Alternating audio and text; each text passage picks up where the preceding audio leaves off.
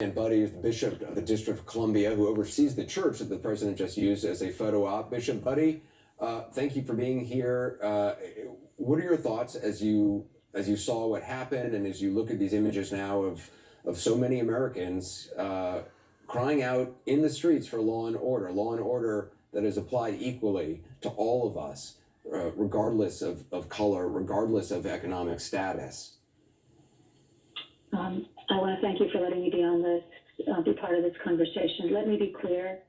The president just used a Bible, the most sacred text of the Judeo-Christian tradition, and one of the churches of my diocese, without permission, as a backdrop for a message antithetical to the teachings of Jesus and everything that our churches stand for.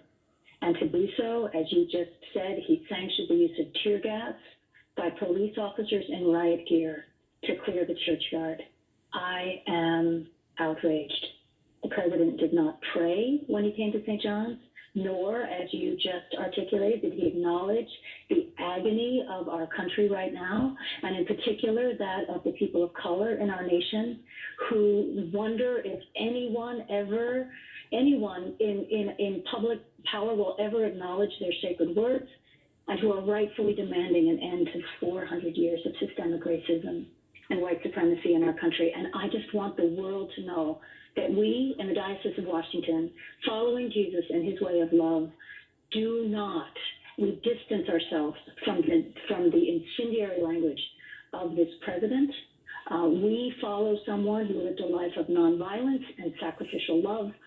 We align ourselves with those seeking justice for the death of George Floyd and countless others through the sacred act of peaceful protest. And I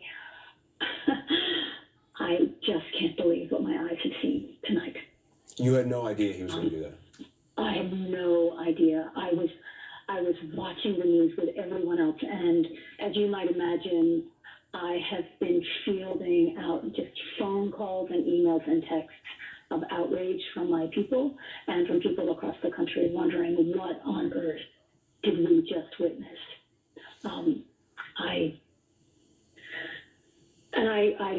I hear everything else that has been said tonight, as I was allowed to eavesdrop on the first part of your conversation, which is equally significant in terms of the symbolism of our civic institutions.